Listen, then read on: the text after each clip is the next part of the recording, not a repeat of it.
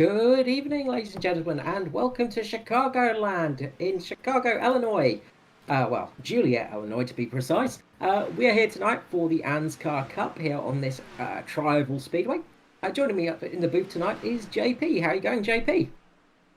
Doing really well, thanks, Carl. Yourself? Not too bad, thank you. So just before we get into things, I'm just going to quickly go over the championship standings. As we do with the top 10. So up in first place is still Danny G, doing a great job holding that first spot this season. Just behind him is Michael Skurlock in second. In third place is Edward Foster. All three of those drivers have been keeping way up there and doing well. Josh Micklemore in fourth with Jason Martin. The Mitch Motorsport guys got three of their cars in the top five. A fantastic job. Hamish Gallagher is sixth with James Roby in seventh. Eighth is Norman Clark, giving JP Simshed two cars up in the top 10, with Jason Hartigan in ninth with their third car, and then Matt Hunter in 10th place, creeping his way up there. Matt Hunter, of course, former broadcaster for the channel, now racing in his first season of Cup and up in the top 10 of the championship. Fantastic job so far for him. Yeah, he's been slowly getting on week after week. Every time I see him, he's sort of doing a little bit better there or thereabouts. So fantastic job for Matt, and it's great to see him do the that transition from broadcaster to racer. It gives you hope for the future, doesn't it? It means you've got a chance to get away from this broadcasting booth and go out there on track and have some fun in the future at some stage. I've got absolutely no chance at all of being able to get out on that track and mix it up with those guys. I look at them and they scare me. It is a hard thing to do, and as we usually say on the channel, it's easy to get a car around on an oval, but it's hard to master an oval and get the car around there fast. Yeah, and watching these guys getting their cars around in the way that they do their racing or go about their racing, absolutely fantastic. Absolutely, and Chicagoland is a tricky one because around turn 3 and 4, the car really does lose a lot of traction and can have a lot of problems. So it can really throw you off a little bit here.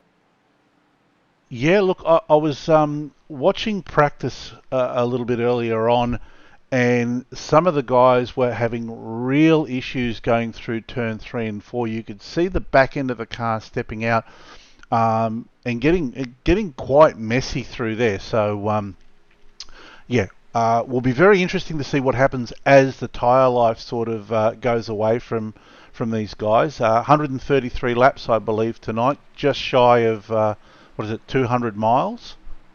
Yeah, just shy of that. So 133 laps tonight. So we might see if the time limit does run a little bit longer, just because we're a little bit late starting the server, we might see some issues there. But shouldn't be too much of a problem. Chicagoland can be quite rough on tyres as well. It's a notorious circuit for tyre degradation and being a tricky circuit to run on constantly. It's a very fast track, but you do have to lift through that first corner after a few laps on these tyres. And then when you get through turns 3 and 4, as you were saying just before, you do have to watch out there too. Yeah, it's going to be very interesting to see the strategies play out tonight. Everyone's got, I'm sure, has got a plan of how they expect their race to go. It'll be interesting to see whose race goes according to plan and who has to start working their strategies on the fly. Well, that is the big one here because it is so easy to get a caution out here tonight, and that's when those strategies will change and you'll see people switching to different strategies on the fly there. It can be very tricky doing that as well, and that's one of the things that we always say in stock car is it does make it quite tricky in the fact that you do have to sort of change your strategy mid-race when one of those cautions come out here especially. You've got to basically do the whole thing of a crew chief and driver at the same time when you're driving a stock car around an oval.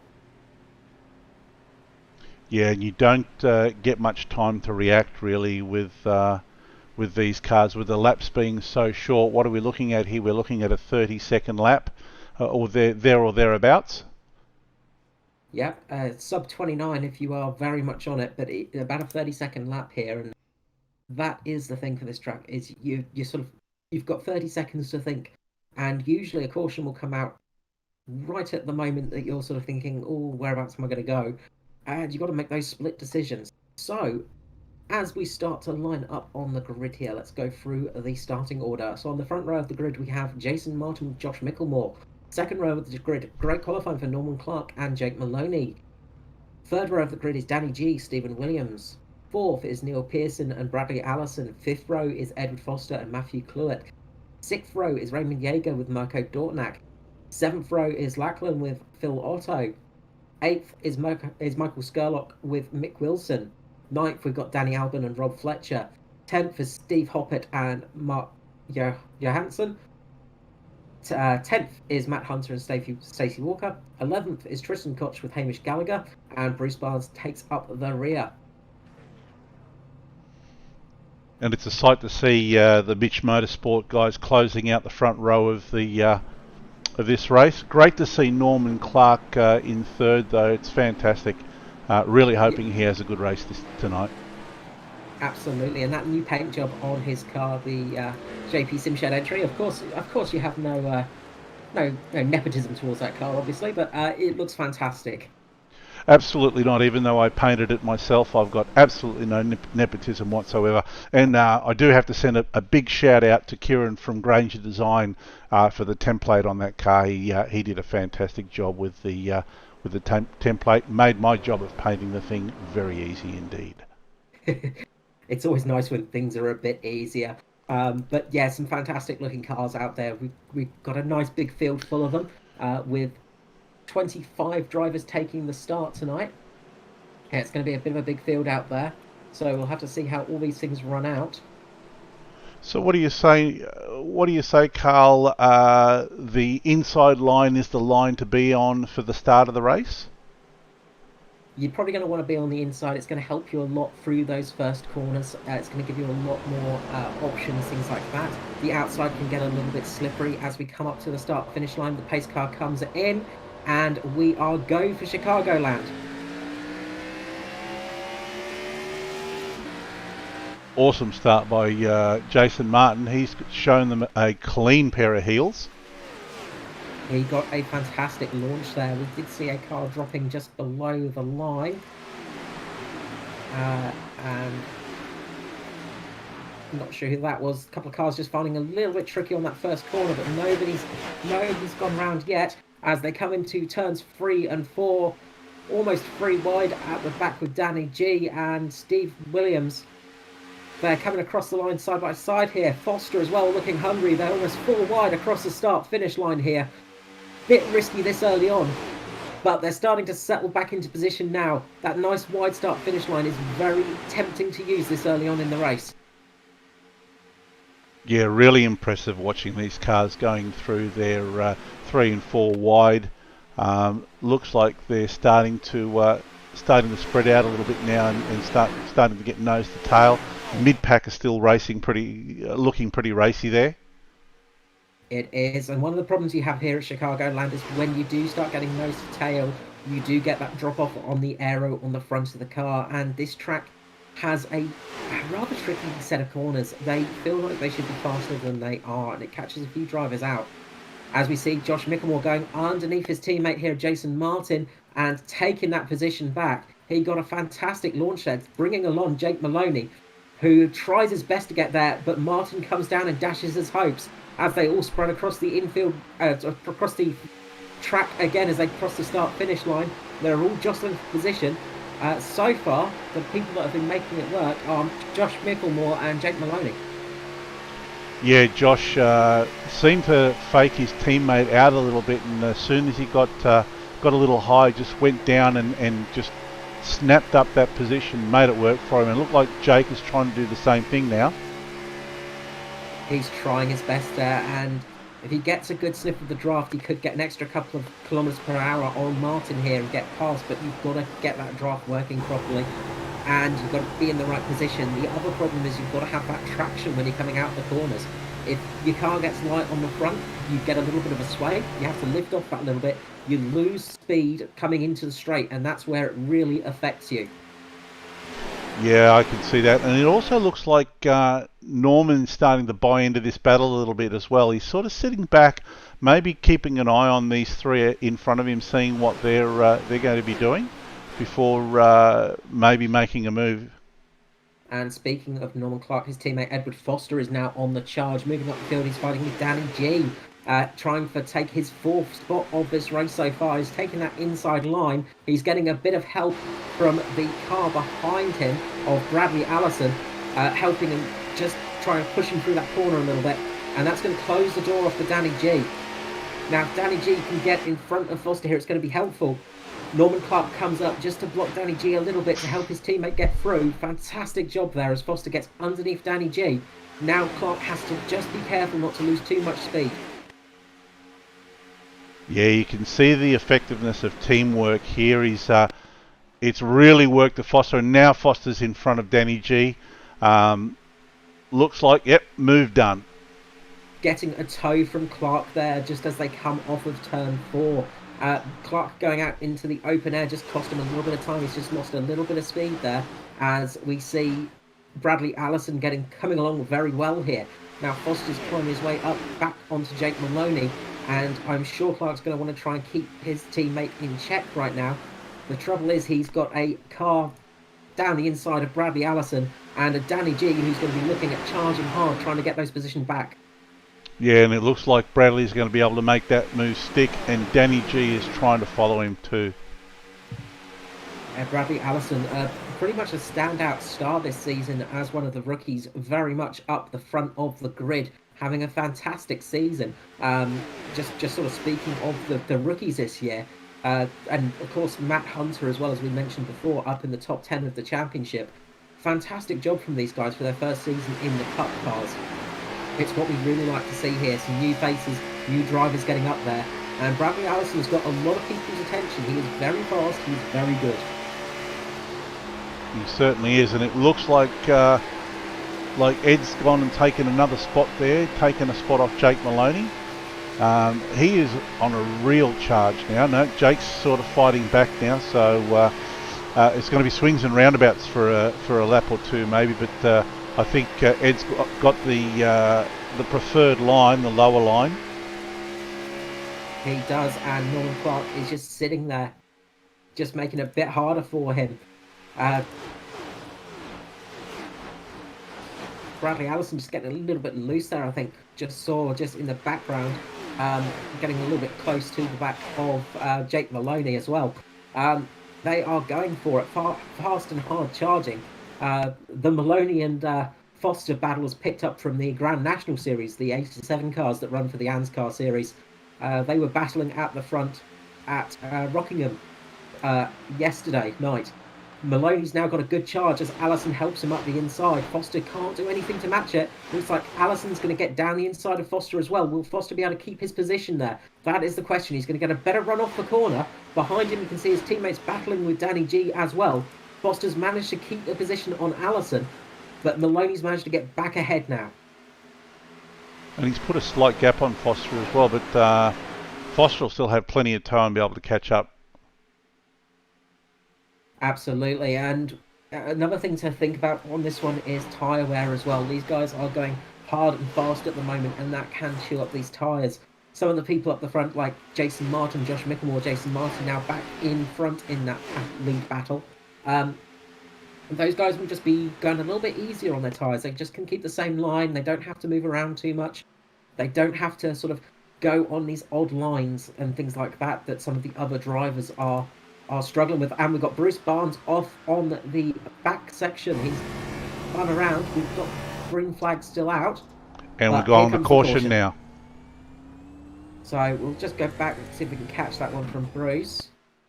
Looks like he's been coming through turns 2 and 3. And he's just gone up and just nicked the wall out there, unfortunately. Just clipped that wall a little bit in front of Michael Skurlock, I believe it was. And that's caused him to go down onto the grass and spin around, unfortunately, for Bruce there. kind of an unusual place to sort of clip the wall because it looked as though he'd been well out of the turn and and was somewhat straight before he did hit that wall. It it's tricky sometimes with these tracks because you think the car's going to go straight, and then all of a sudden you get a little bit of a change in the feel of wind direction or the feel of the actual draft, or you get a car coming up behind you and it changes the feel of the car, and that can sometimes cause it to just veer slightly to the left and right. These cup cars, although they're not, they're not a Formula One car in their aerodynamics, they are quite aerosensitive. And that slight change in the aero of somebody coming up quite close behind you, as Skurlock did, can sometimes unsettle the car a little bit, just as the drag sort of gets disrupted from the back of your car, and then you also almost feel the car get a little bit light, and you don't realise what's happening until it's too late. Yeah, okay. And now we see almost the entire field going into the pits here. I don't, It will be a brave person to stay out and keep their tyres on, because tyres are a must-have here. and we'll have a look and see if we can get their pit stop times.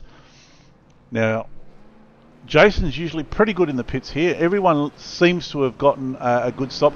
Looks like Foster actually got a great stop. Absolutely, yeah. Foster looks like he's gained a couple of seconds on, well, about a second on that pit stop, going Yeah. past a couple of cars. Once Um, again, Martin had a 14.6 for his stop. Mickelmore a 15 flat. Foster a 15 flat. Allison was a 15.6 and Maloney was a 16.7. that was a very good stop there. Um, yeah, Foster has been on the move. Himself and Bradley Allison have been making some moves up there. Foster's 6 places, Bradley Allison 4. Another guy on the charge down in 14th place is Hamish Gallagher. Hamish Gallagher for the 13 management car, making 10 positions so far this race. Really good charge from Gallagher. And we've seen that he can make the distance sometimes. He can eke out a little bit more out of the car sometimes, and has taken a victory this season. So a guy to keep an eye on as this race goes on with Gallagher. He's got the speed, he's got the skill, and he can pull some things out of the bag for sure. Yeah, it'll also be interesting to watch that restart. Ed was supremely fast on the start of that race on fresh tyres. He'll be restarting probably in the on the low line, which is going to be the optimal line. So, be interesting to see if he can do anything with that, or whether he's just happy to sit behind Josh and Jason and maybe buy his time. That's one of those things you have to be just considerate of. Of course, when you are restarting in oval racing series, is the fact that are you going to be starting on the inside or the outside? It can really change how a restart goes. Um, we know that Jason Martin does like to try and leapfrog the pack. He likes to get an early launch off his starts. So if Foster can time it right, he might be able to slot himself in front of Josh Mickelmore. Of course, the two teammates of Mitch Motorsport may be working together, and that could make it a little bit harder for Foster to get past. Yeah, 100%. I mean, we've seen time and time again Jason in the box seat on these restarts and just getting blinders of a start and just getting away from everybody and making everyone else chase him down. Yeah, well, he will prefer people chasing him down than chasing down a lot of the time. Martin, he likes to dominate a race, likes to lead the pack as well, to control it, and he's very good at doing that. He tends to have that little bit of extra speed in some places where people just go, can't figure out how he does it, but he just does it that little bit. And the old chink in the armor, the pit stops, are a thing of the past for Jason Martin, and we see now he has become almost the total package and is really dominating races and, well, pretty much this season as well. He's been doing a fantastic job so far. Yeah, well, I mean, I was watching ANZCAR and doing a few races in ANZCAR towards the end of last season, and of course the broadcast of this season. The one thing I've noticed with Jason is he's very, very smooth with his driving. Tends to look like he's able to get that little bit more out of his tyres and keep those consistent laps happening for a little bit longer than some of the other guys, than most of the other guys, which really plays into his hands, especially towards the end of the race. Yeah, keeping those tyres fresh is a key aspect for getting these cars to a winning position, and he often does a good job of that. Um, we have seen a couple of times some people outplay him, though. Again, just talking about Gallagher, because we saw him just steal the victory back a couple of races ago with that fantastic run where he just kept on those older tyres and managed to make it across the line and get that victory. While we saw Jason Martin and Danny G come in for brand new tyres, rolling the dice a little bit. But if that race had gone on for 1 or 2 laps longer, we would have seen either Danny G or Jason Martin taking the win there. It's it's a hard thing to do to bet against these guys sometimes because they are just so very fast. But if anyone's got an answer for their pace tonight, it is Foster, Allison, Maloney. Those guys have been very much on it. And of course, we've still got Norman Clark there in 7th place, just lurking around there, still in a good spot, a good place to restart. And he could come back later in this race. Yeah, absolutely. Definitely don't count Norman out, especially where he is. He did have, he was fast in practice. He was very consistent, and once again, this could be just playing into his hands. And Martin launches it away almost immediately as that pace car comes in. And Foster has got a fairly good restart here as well. Foster's trying his best to keep down the inside of Micklemore. He might just get a nose ahead here as Bradley Allison gets cut down by Jake Maloney. Maloney helping Foster get past Josh Micklemore here. Foster is now on the chase, but Maloney is not giving up either. He's trying to go down to that inside. Foster and Martin both cover off. That was a brilliant restart by Jason Martin, but Ed, once again, as I thought, he was on that inside line. He got a great start as well.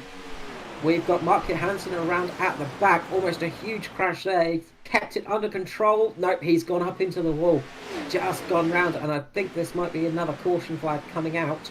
Let's go to the Dripping Paints graphic replay and see if we can see what happened there.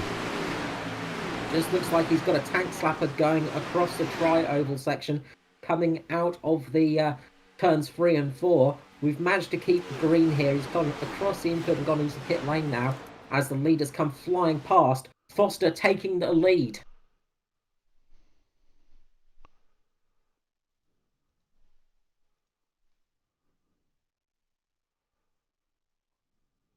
So Foster now in the lead of the pack. He's managed to get past Jason Martin, who is trying his best to get back at Foster as Jake Maloney battles with Josh Micklemore at the front. And Edwards showing a clean pair of heels here. He's actually starting to put a gap on Jason Martin, but yeah, Jason's having none of it. He's trying to keep Ed in check. He's trying his best to get back at Foster and get that time back that he needs. But so far, Foster is able to answer with more speed.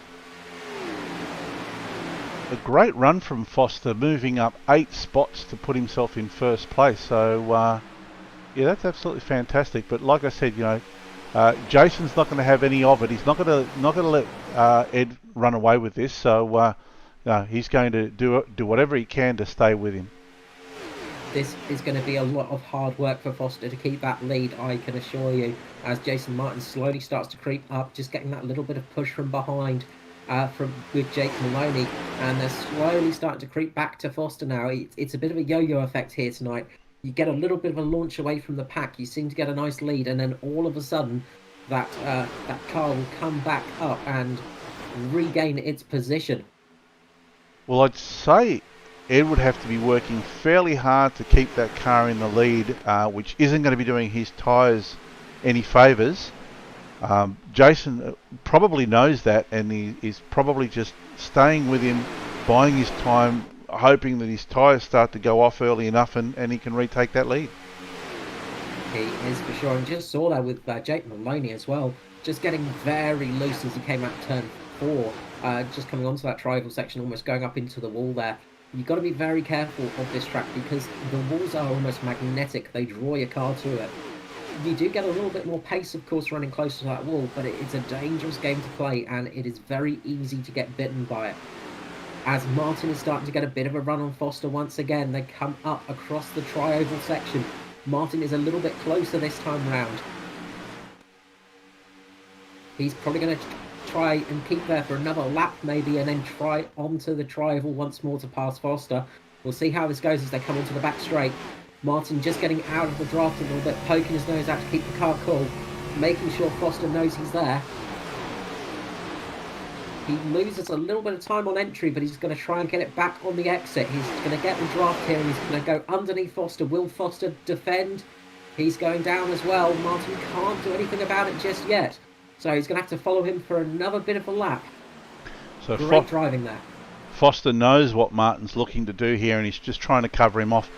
There's a bit of a gap there. Looks like Martin might have an opportunity here. Yes, and he does.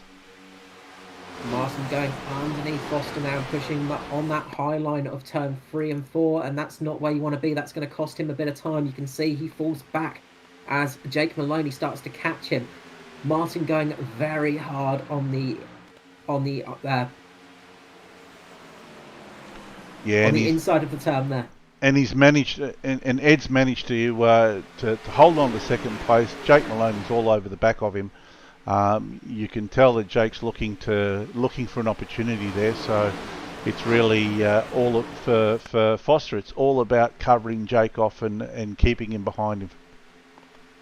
It is just keeping that position held, and they go across the tri-oval again.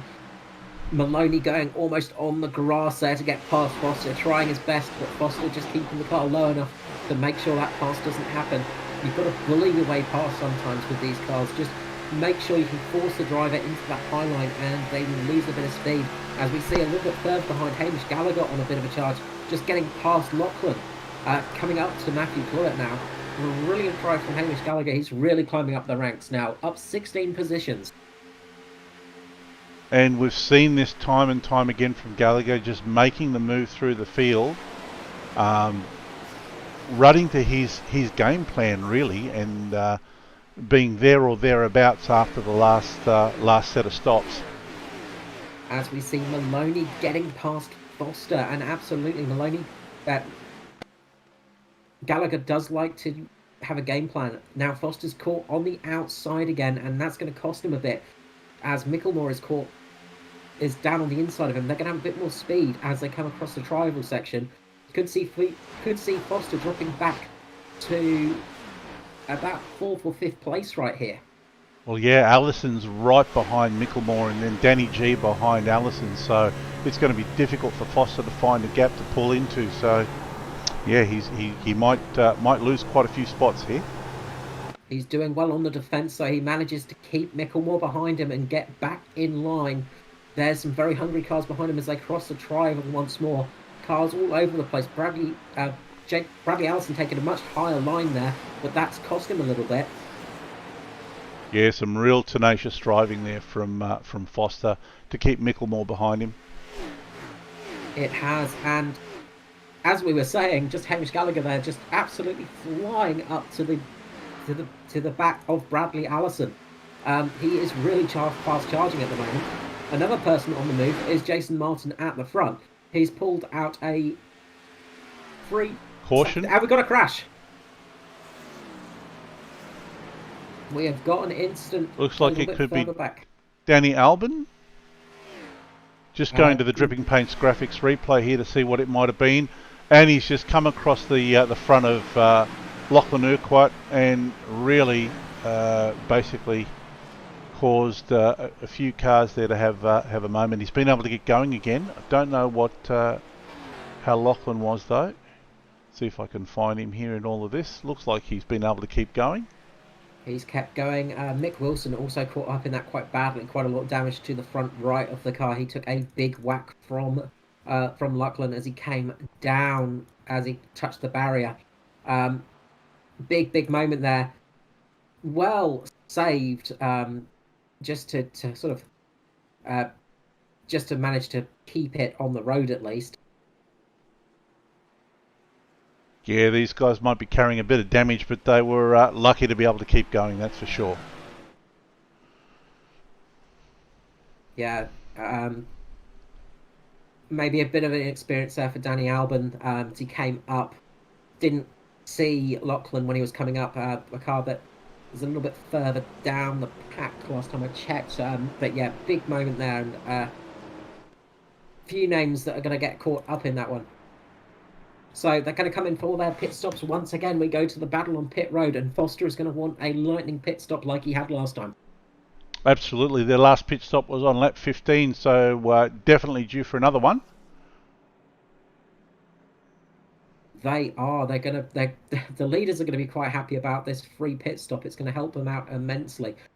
Make decisions a little bit easier to make for sure.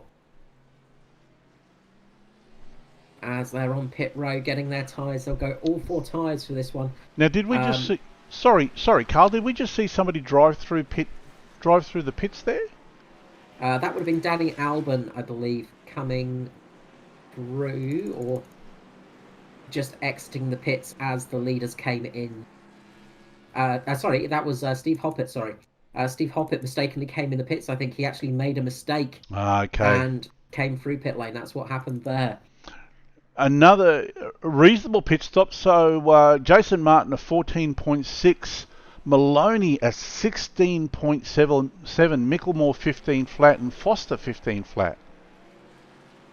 So yeah, some good pit times in there. Great pit times, but unfortunately Maloney looks like he got caught out this time with a another poor pit stop. Maloney just getting that little chink in the armour, and it's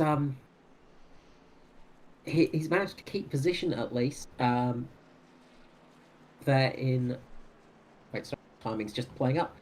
Looks up there in second. Yeah. Marco Dornack is in the pit lane. Sorry, there we go. Just having a little look through the lapped cars. So yeah, Josh Micklemore worked out there. So they relatively kept position there. Not many huge losses in that pit lane. Probably the biggest gain for Hamish Gallagher again. He's managed to get up to 6th place now, getting past Matthew Clewett and Bradley Allison. So he's now gained 18 places in this race on lap 37. Absolutely fantastic. So Hamish is about to let the cork out of the bottle, I think, and get going. Well, we often see this with drivers, is when they finally get that win and just get that monkey off their shoulder, it becomes a lot easier in races afterwards. They seem to just have a little bit more, they seem to be a little bit calmer, a little bit more relaxed, and just find those next wins to be a little bit, well, less hard, let's say. They're not easy, but a lot less hard than they were before. And I think we're seeing that today with Gallagher, just a fantastic drive through the field. We've still got a long way to go, of course, but he's doing a great job so far and absolutely catching those positions up. So a really good charge up the field for Gallagher, sorry. A really fantastic drive up the field there, and getting that win under his belt, finally getting rid of that sort of monkey off his shoulder, it's going to help him a lot, I think, and expect to see some good runs from him in the rest of this season as we come up to the final few races of the regular season and as we go into the chase. Yeah, he's done a hell of a job tonight, making 18 places. A couple of other big movers there. Bruce Barnes making up 8 spots. Tristan Koch making up 7. Not too bad at all. Unfortunately, Norman Clark has probably been the worst out of them. He's dropped down 8 places, but he's still in it. So it'll be interesting to see what he can do in the 09 Dragon RC ZL1 Camaro. Yeah, it will be interesting to see how he climbs back from that one. A guy that's close to him as well is Michael Scurlock and Stephen Williams, both drivers that tend to be quite high up in the grid position. We've got Stephen Williams 13th and Scurlock in 14th. So we could see a couple of those drivers creeping their way back up to the top. Expect to see them working their way up the field again. Once we get towards the tail end of the race, they're going to be a little bit more racy, I imagine, as the pace car lights go out. So we're 1 lap to green now. But yeah, expect to see those guys start climbing their way up the order as we go through the race, and probably being in the top 10 by the time we get to the final 20 or so lap.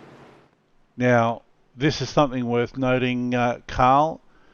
Jason Martin, Josh Mickelmore, Danny G, all three of the Mitch Motorsport cars on the lower line for the restart. They are going to be grinning ear to ear about that, and we do know from Mitch Motorsport they don't talk too much in the race from what they've said to us. They don't tend to they'll chat to each other a little bit, but they tend to work their own races and tend to sort of focus on themselves a lot. Um, they work very well as a team though, and they seem to always be in sync with each other. So we'll see if this works out well for them, if they're going to be working together in that respect. But it does give them a chance to get a very good charge off the line. If they can stick together and actually get that launch correct, they will block the other cars from coming down and manage to push their driver a bit further ahead. As Jason Martin dumps it once more, we get a great start from Martin once again, and we see those Mitch Motorsport cars coming up the field. Danny G now beside Jake Maloney, and he looks like he's going to take that position. Foster darting in just in front of Gallagher there, cutting off Maloney's chance to get on the inside line there. Brilliant view from Foster, getting there right on the back of Danny G, and he's going to try and work his way up this Mitch Motorsport ladder as we see Maloney just getting a little bit loose there. He had to let go of the throttle for a couple of seconds as he went through that corner. Just as he got a little bit loose crossing the line, and that's allowed Gallagher to get past, to get close to him and start looking at passing as well. And this is exactly what the Mitch Motorsport guys would have wanted. All three of their cars in front now, first, second and third.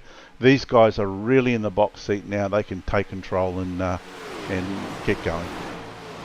They are going to be super happy about their positioning right now. At the moment, Gallagher is busy fighting with Maloney though, as they come across the tri-oval once more. And will we see Gallagher get that position? He does. He gets past Maloney, and we've got an incident at the back. Looks like Bruce Barnes.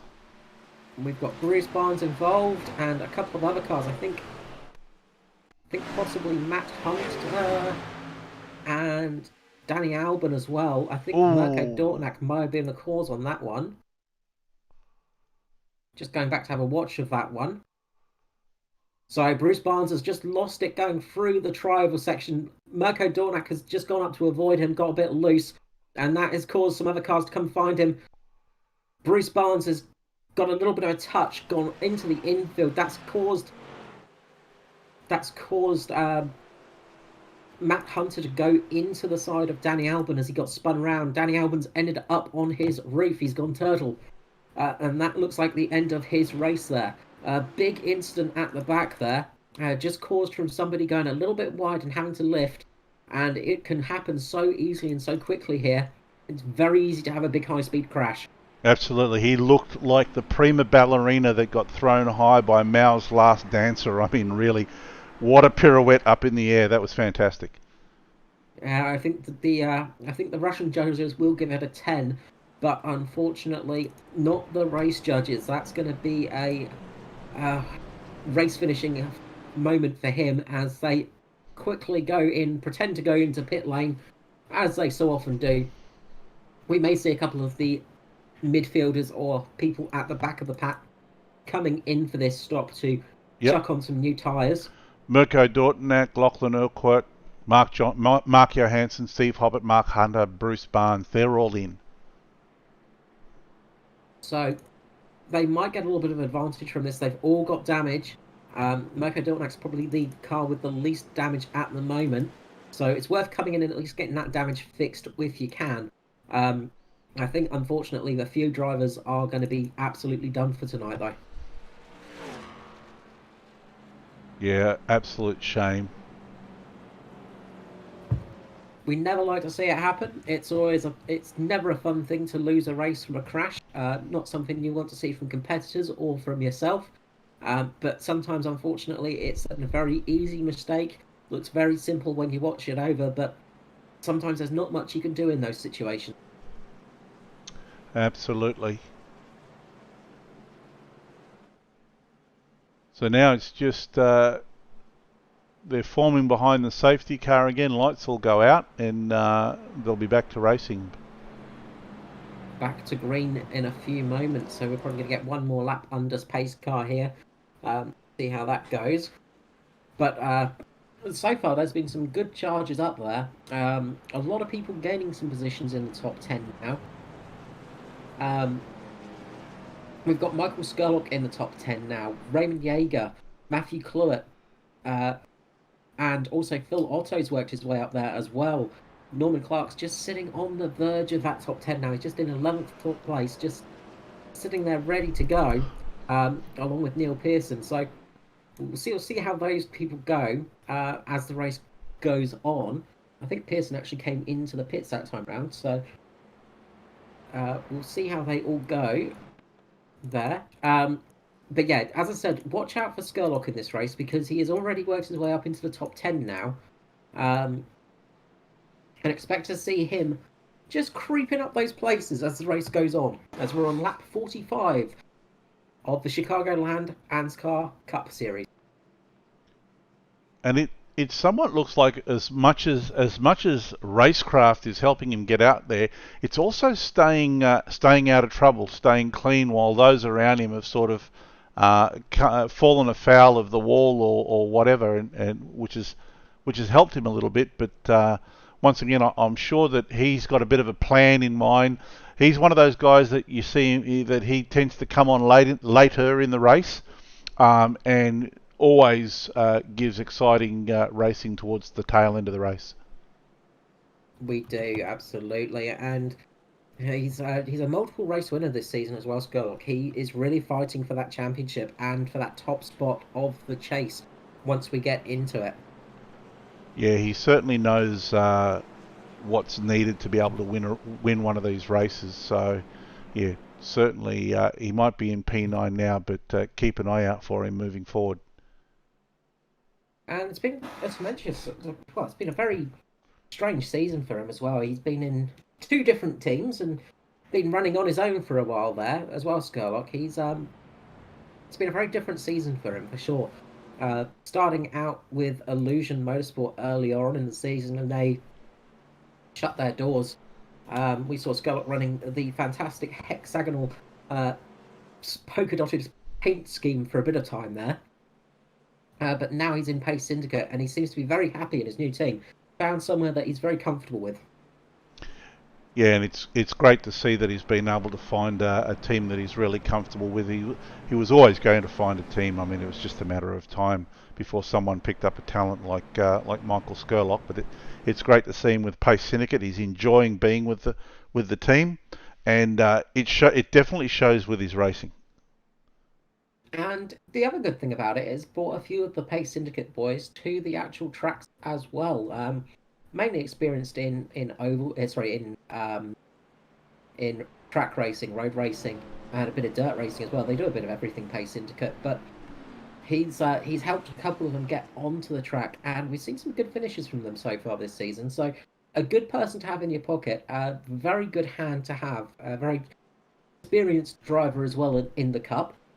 But yeah, a really good driver to have on board if you can get him. So currently, as we said, we've got Jason Martin, Josh Micklemore, and Danny G in the top three there.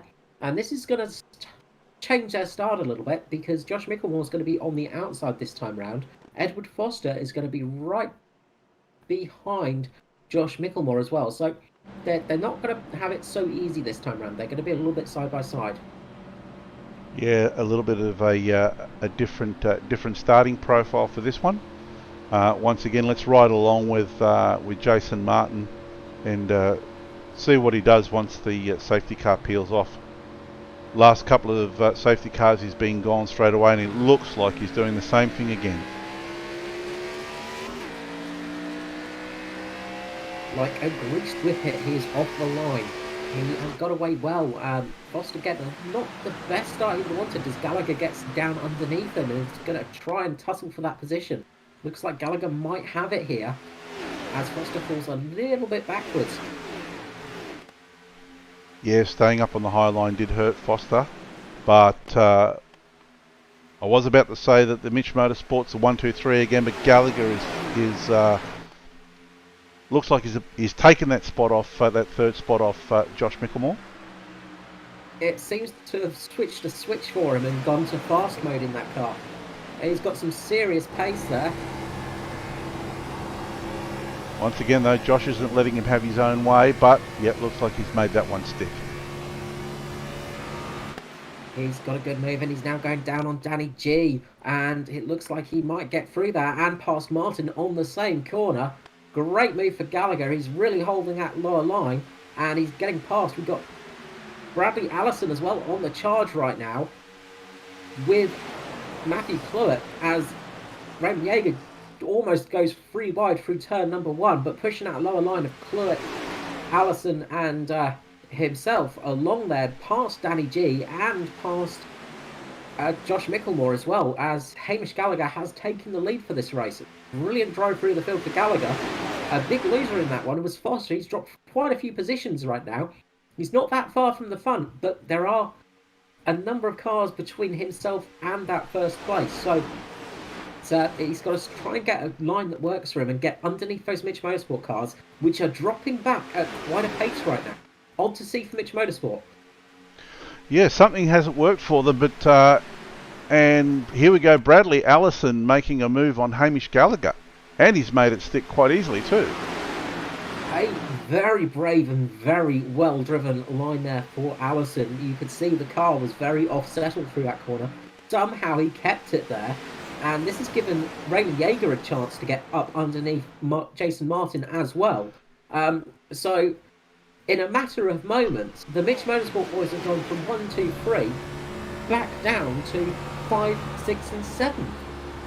Real big change there for the leaders.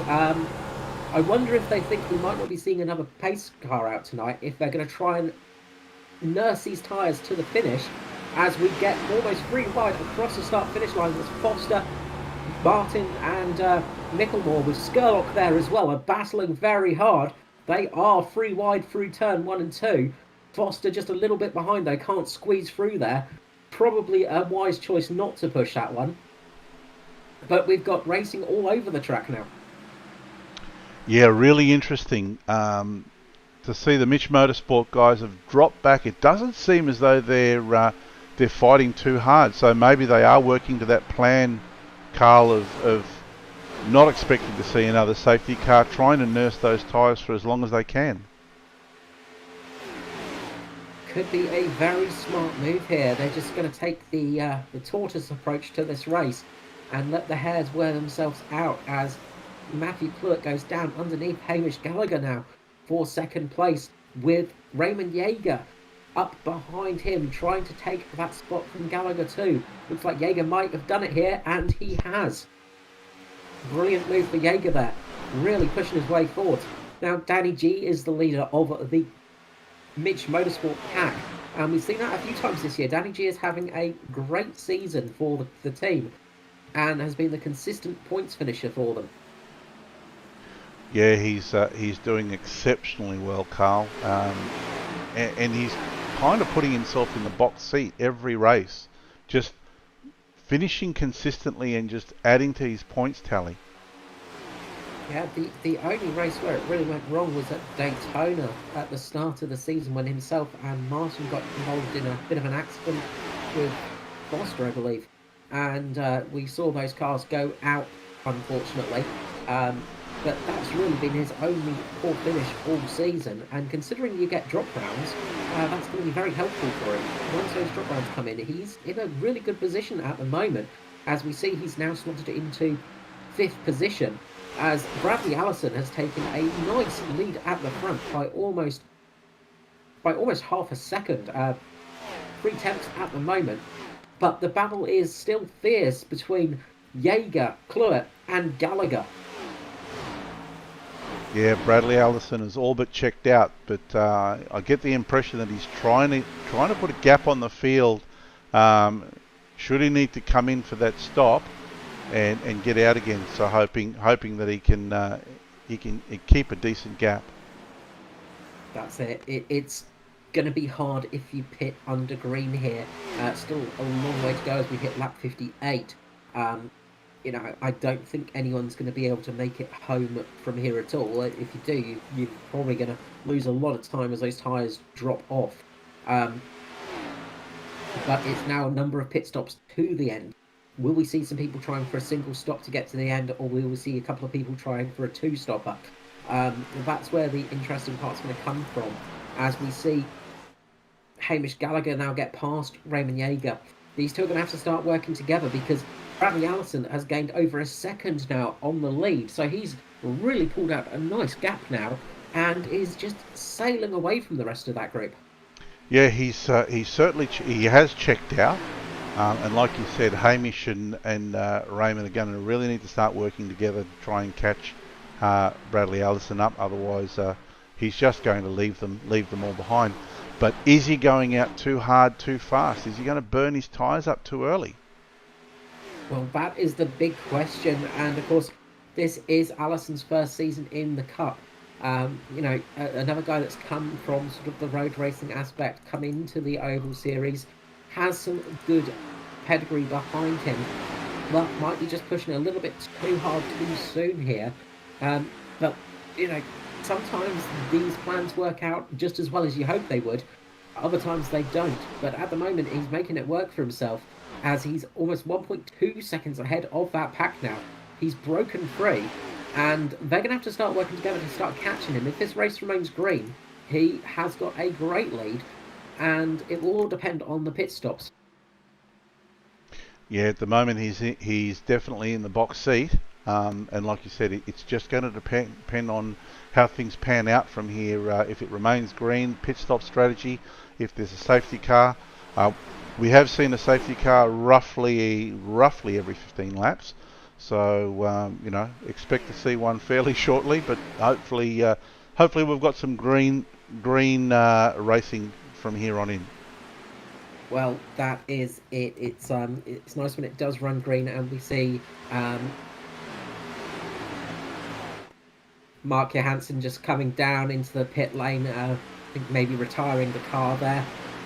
He was just about to get lapped by the leading pack, so he did the right thing, getting out of the way, and going into pit lane is always a good way of doing it, because you're going to make sure no crashes are going to happen on your watch. But this has allowed the rest of the field to start closing up again. They're starting to work together now. They're starting to notice what Bradley Allison's up to and start climbing up there. So they're closing that gap slowly but surely.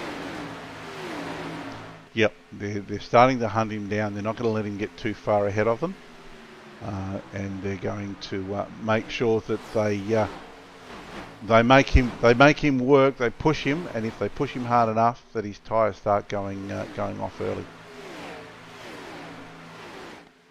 Yeah, and this could be it. This could also be the fact that his tyres are starting to wear a little bit quicker too, because we can see Hamish Gallagher is just reeling him in right now at a vast rate of knots. Another driver that is catching up another pair of drivers is that of Danny G and Michael Skurlock. As I said, don't count Skurlock out.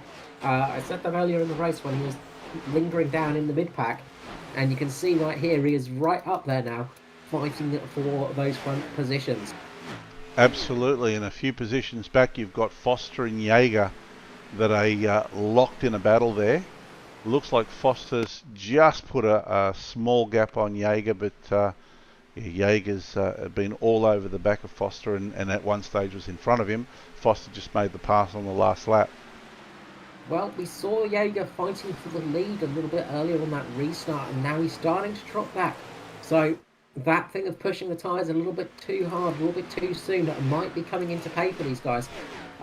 We see Yeager dropping back through the field. He's got Jason Martin climbing up behind him now, and all over the back of him, with Neil Pearson as well. The cars are starting to close up on Bradley Allison too, so they're all starting to close their gap on those hairs that did launch off. Sometimes it's not the fastest car that will win a race, it's the car that drives the smartest, and we're seeing that right here with the tyre wear.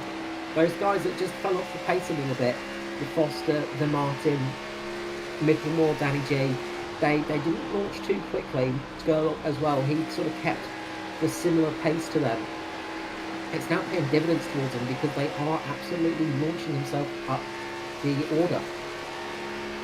Absolutely. Bradley Allison's last lap was a 32-second flat. Hamish Gallagher 31.8, 31.8 again for Danny G, 31.9 for Michael Skurlock. So they're making inroads into Bradley Allison. They are, and you can see Gallagher right over the back of Allison now. And this is where Danny G and Skurlock are probably catching up a little bit too, as they start to have a little bit of a fight for the lead here. It's going to allow those two cars to get closer up, as we see Skurlock going up high, Danny G low. Just keeping their positions, those two guys, just not looking past each other, but playing those mind games. And now you've got Allison and Gallagher there going up and down. Gallagher's made an easy pass on Allison. It didn't look like Allison was going to argue that at all. No, Allison just giving that position away over the radio. Just let Gallagher know just to go down the inside. Was not going to fight that one.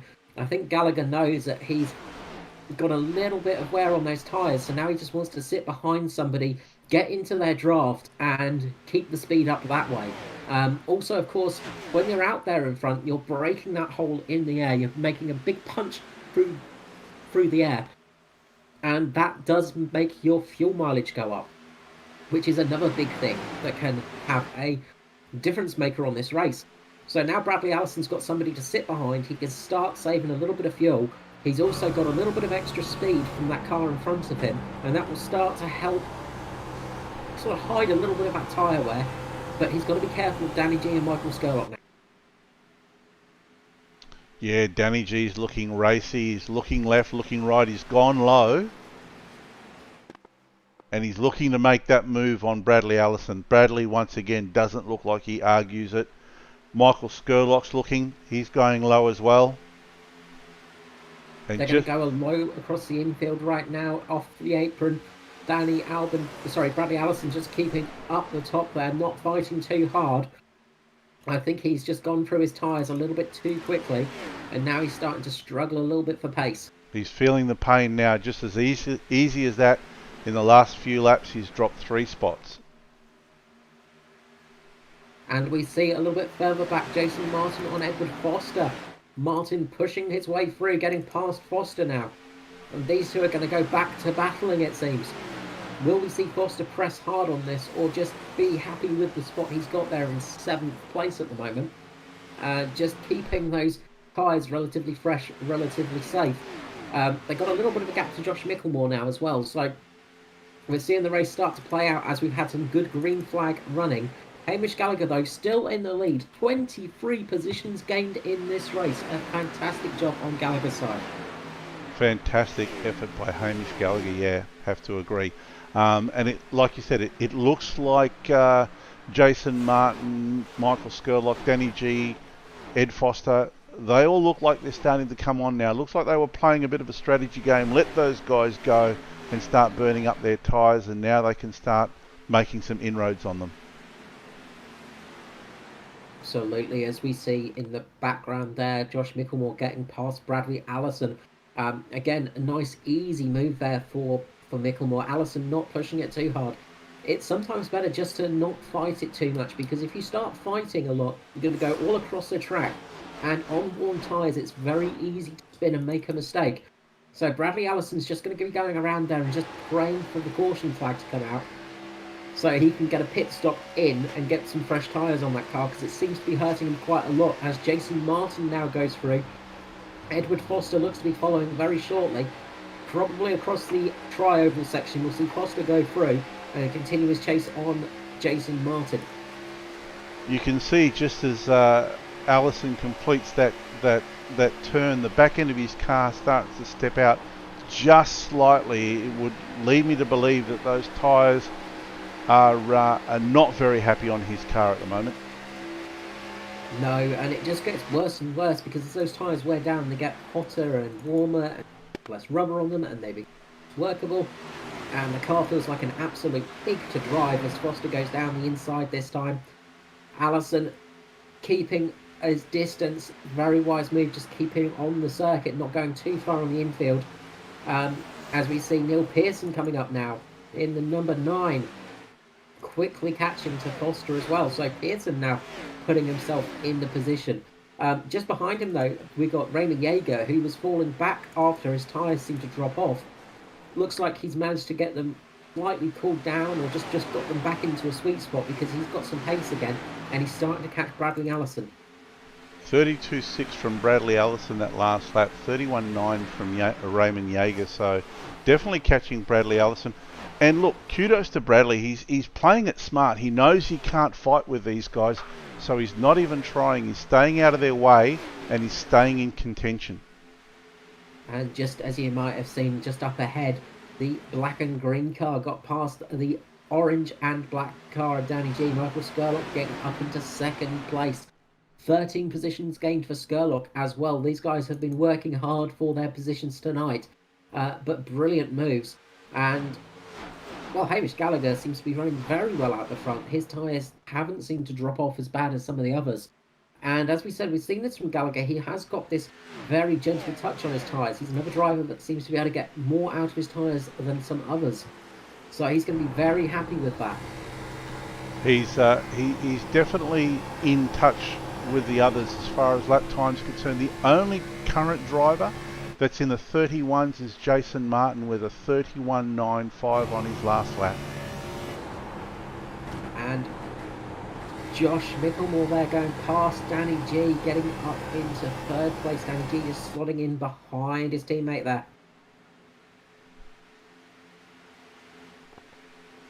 Very smart driving up and down the field tonight. Yeah. Just as we were going across there, actually, Jaeger just made a bit of a mistake across the tri-oval. He actually got onto the grass, had a moment, had to lift off. Allison had to lift off himself, and it's cost him a little bit of time on Jaeger, as he managed to get back on the accelerator a little bit earlier. But Jaeger is past Allison. Did make a little bit of a mistake, but did catch the car, so back up to pace for himself. As we see Jason Martin getting past Josh McCord, Danny G now.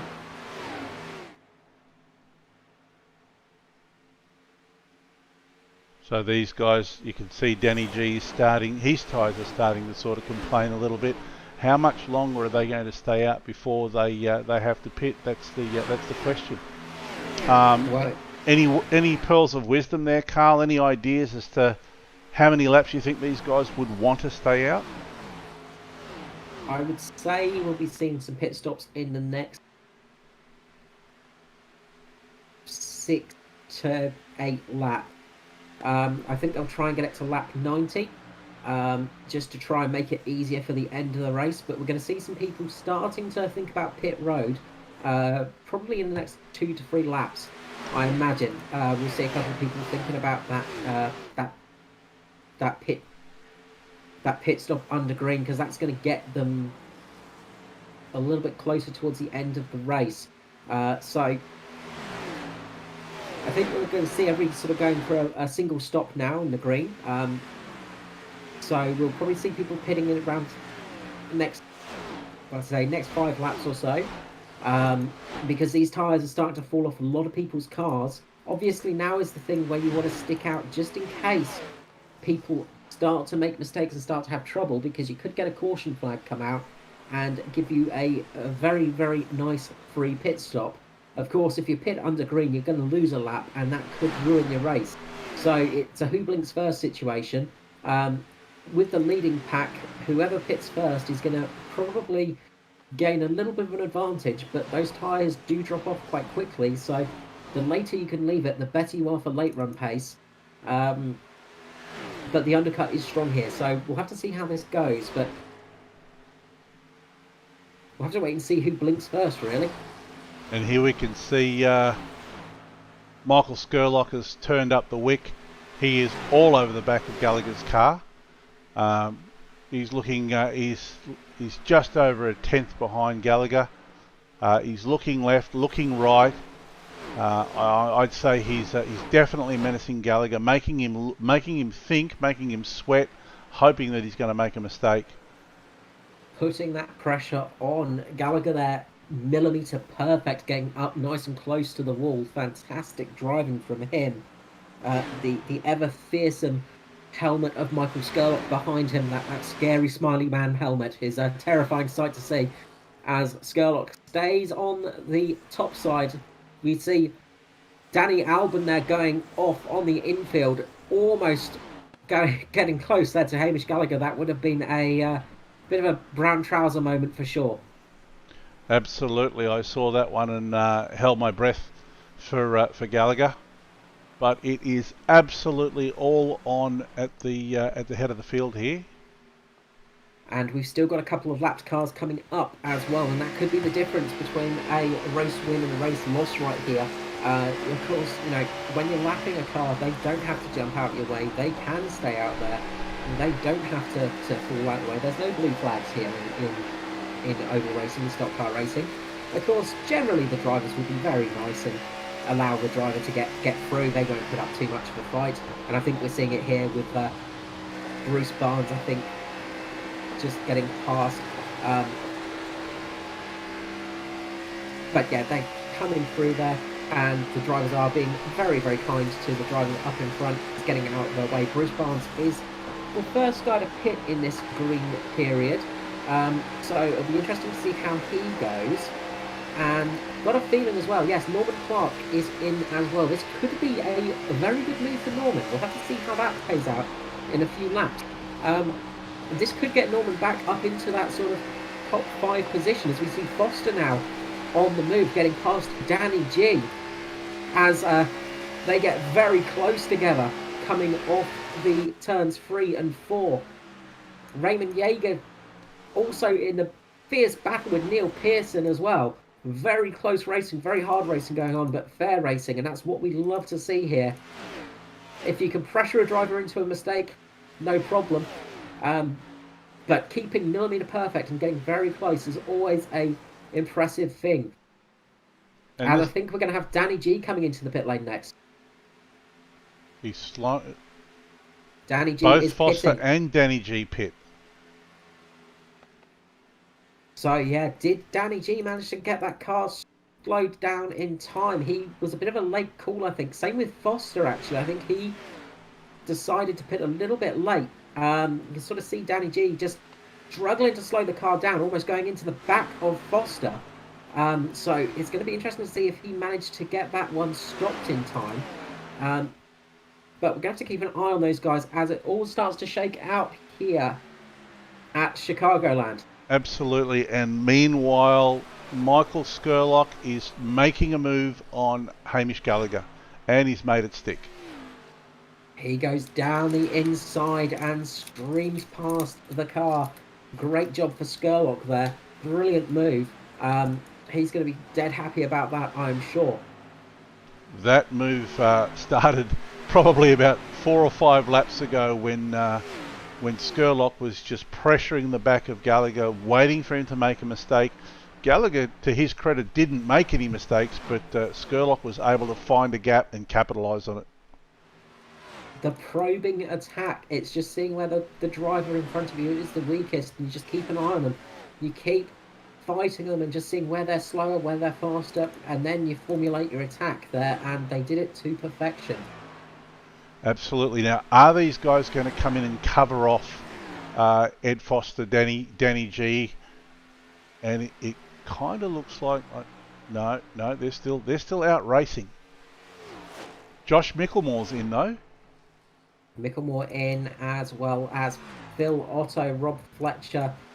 Tristan Koch is trying to get the car in. Did he make it? Yes, he did. Almost got a penalty there. He was very close to running a little bit wide there, Tristan. But he got it in just in time. These guys are going to have to start thinking about covering off as Skurlock gets very close to the wall. He stays out for one more lap. Gallagher and Jason Martin are in the pit lane. To their credit, their last lap was a 32.2, whereas Ed Foster and Danny G 30.5 and a 30.7. Yeah, it's a big advantage on those new tyres. Norman Clark as well. That last lap was a 30.3 for Norman Clark. So good job for him. He was, sorry, 30.4, sorry. As Skurlock comes in this time round, we're going to see how this pays out for him. We've still got Bradley Allison out there.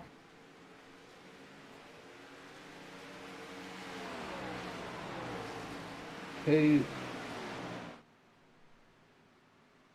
is still going around. Just trying to work out where everybody is now. That's the fun part of pit stops. Bradley Allison showing 2 stops for me. So yep. So Bradley Allison looks like he's stayed out. He's coming in now. And he had to pull up short to let a car go underneath him, so that's going to hurt him for sure. Yeah, that car was Josh Micklemore there. This is where it gets troublesome, is because you come out into traffic sometimes, and that can cost you a lot of time, or it can gain you a few positions.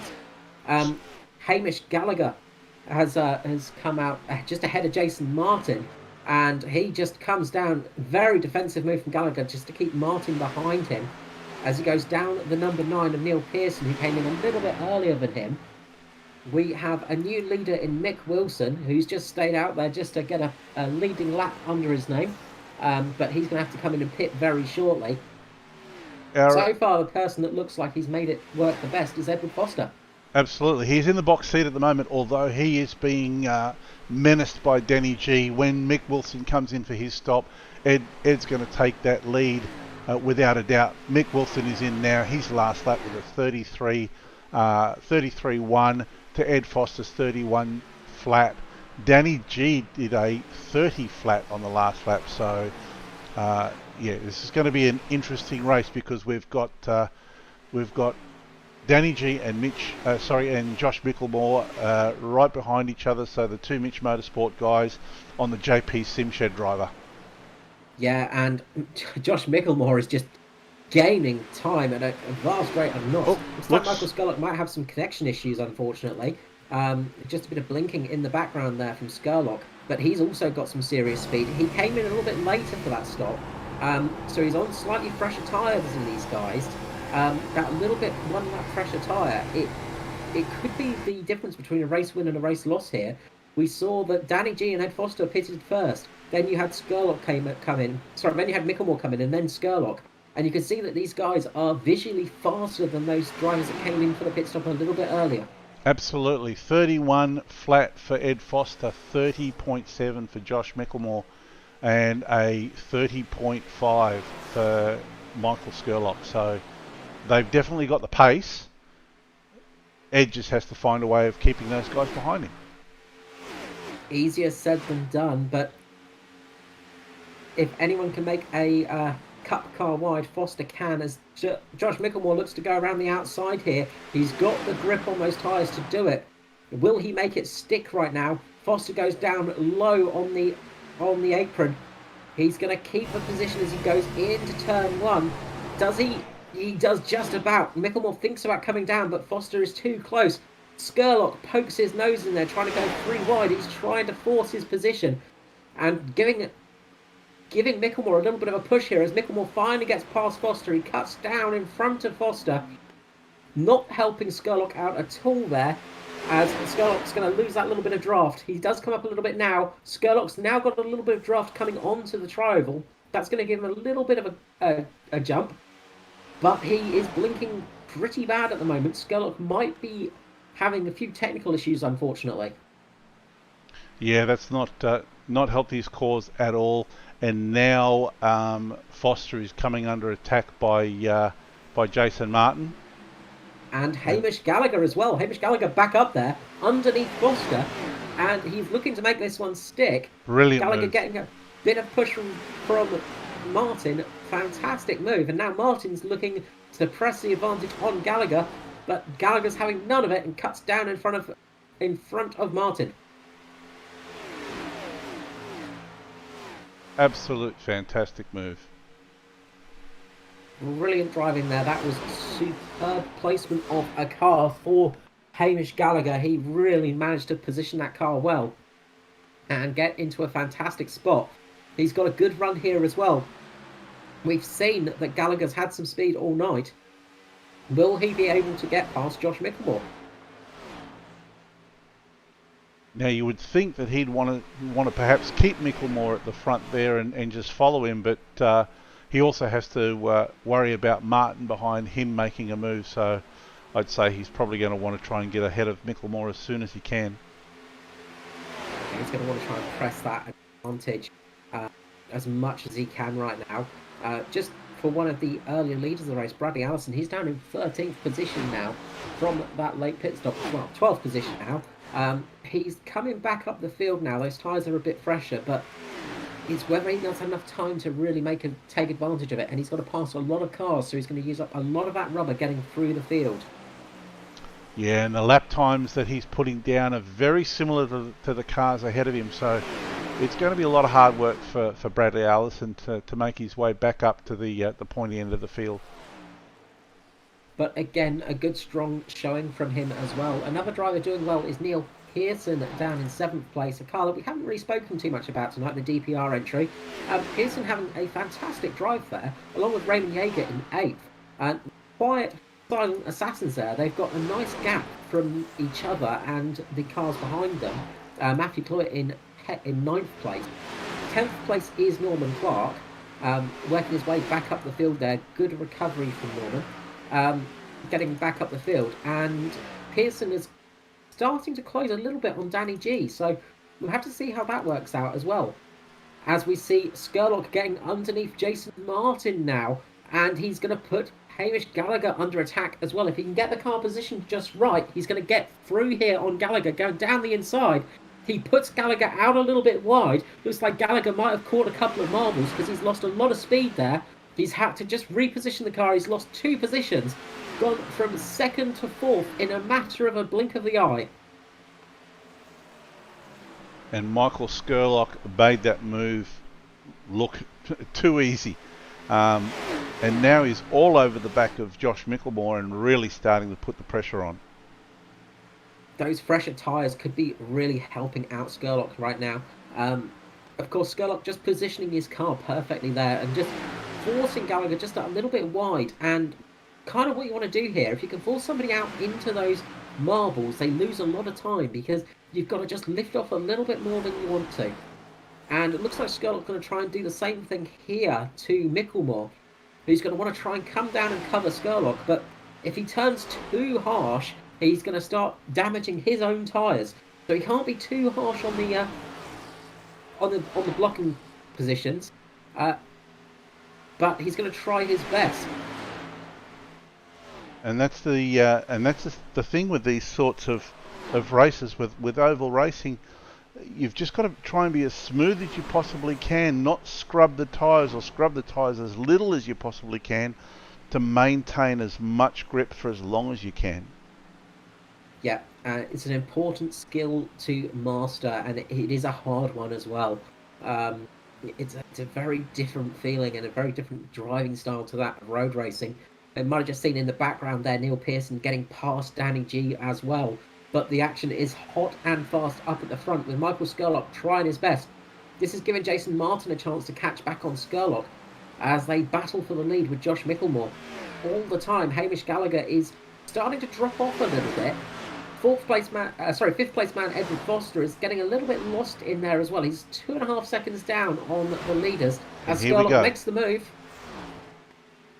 He goes down the inside, similar to the move on Hamish Gallagher. Pushes Josh Micklemore that little bit wide, costing him a little bit more time. Gets that inside position and just makes it stick.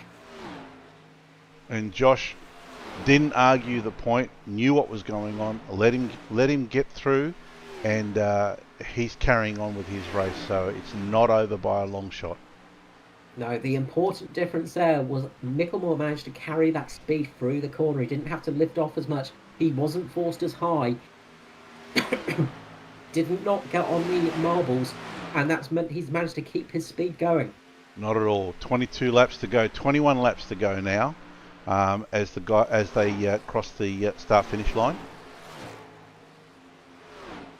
And Jason Martin looking racy on his teammate right now, as this has given Hamish Gallagher a little bit of a chance again. You can see those cars just fighting each other, and he can smell a little bit of blood in the water maybe as he comes flying up behind him, trying to get a run here and get a position a little bit higher than the top four, trying to get in that top three. Martin and Micklemore are fighting very hard as they go across the start-finish line once more, but Skurlock is making a nice lead. Yeah, he's really making hay at the moment. Michael Skurlock has pulled out what looks like a 0.6 of a second gap, and he's getting on with it. Yeah, he's pressing on now, and he's just got to get that rhythm and pace into that car and just bring it home, really. And as always, we're getting fantastic views of these cars from track cams with Gourmet, trackcams22.com. As always, brilliant pictures, brilliant images from these cars. From the cameras of these cars. But Skurlock is just pulling away a bit from Micklemore and Martin. Absolutely, he's showing a clean pair of heels, and as you said, I've got to echo that. Fantastic camera angles from track cams for Gourmets, trackcams22.com. If you're a broadcaster, or even if you're a streaming enthusiast, these track cams are definitely worth looking at. They just add another dimension to your streams and broadcasts. Absolutely, it's stepped it up another notch for this year's Cup Series, which is always nice to see on the broadcast. Currently, though, the battle is between Micklemore and Martin. We've got a little bit of a battle going on down the back as Raymond Yeager now is fighting Danny G as they go side by side for 7th and 8th place. Danny G getting forced a bit wide. This might be Yeager's chance to get up into that 7th place. Looks like he may do it here. Danny G having to go quite wide into the corner. He's going to try and cut back underneath Yeager. Will he make it happen? He's going to try it. Doesn't look like he's going to be able to make it, though. Those tyres are just not giving him enough turn to get down there. Raymond Yeager now has to try and catch Neil Pearson, who is trying to catch Foster.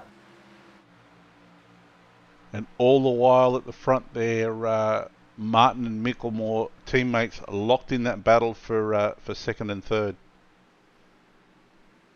Absolutely fantastic driving there, and as we said with Mitch Motorsport, they like to race each other. They are a team, but they are a team of drivers who want to win and want to be the best. So they race very cleanly with each other, but they will race each other, and we're definitely seeing that right here as Martin is all over the back of Micklemore. And it's great to see, teammates racing each other hard. They're giving each other the respect that they deserve, but they're not giving each other an inch on track. No, absolutely. And it's sometimes a little bit helpful when you're actually racing your teammate, because you have that fear of crashing, of course, and you never want to take out your teammate. But also, usually, they're the person you can trust most on the track as well. So you sometimes have that slightly better feeling racing a teammate than you do racing some other competitors, because you know what they're going to do. You sort of know what they're going to be doing. As Micklemore gets a little bit loose there, might have given Martin a bit of a chance. As they go through turns 1 and 2 again, Martin's going to get a bit of better drive down this back straight. Will he try through turns 3 and 4 and try for the pass across the tri-oval? Doesn't look like he's got it this time round. I somehow get the feeling that Martin is maybe sizing Micklemore up for a last-minute move. He's having a look to see where Micklemore's strengths and weaknesses are. I think we're going to see a move with maybe 2 or 3 laps to go.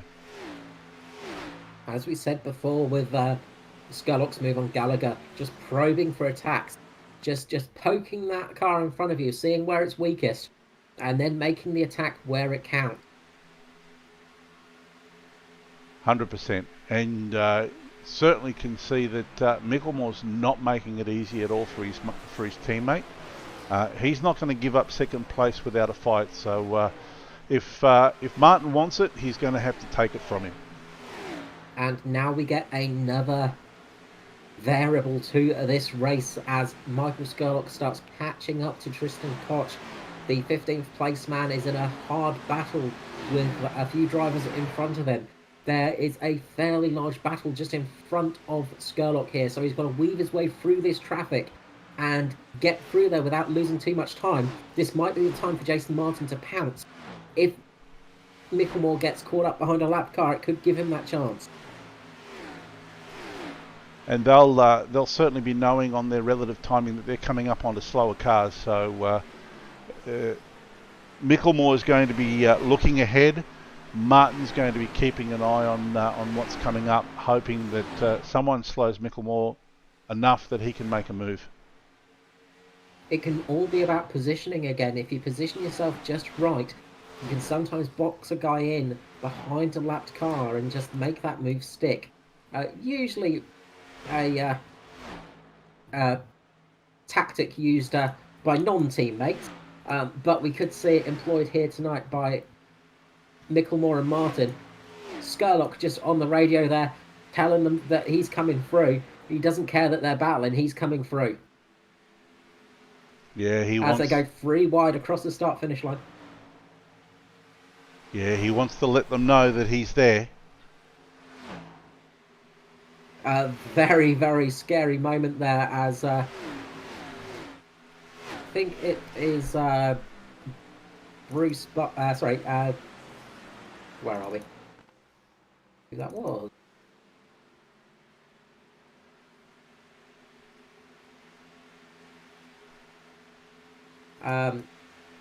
Tristan Koch there, sorry. Tristan Koch and Lachlan going 3 wide across the start-finish line with the leader there. Sorry, Carl, here we go. Jason Martin is making a move on Josh Micklemore now. And it looks like he's going to come up to a slower car that might get in his way. This is going to be some interesting stuff. It is indeed. And exactly as we said, we saw Josh Micklemore get slowed down by Lachlan there as he was just up on the high line. Now we're seeing it come to bite Martin back, but Martin's made the best of it at the moment, getting past his teammate. They've got another lapped car ahead of them to fight for, but so far Martin's made this one stick, and it seems to be working out for him.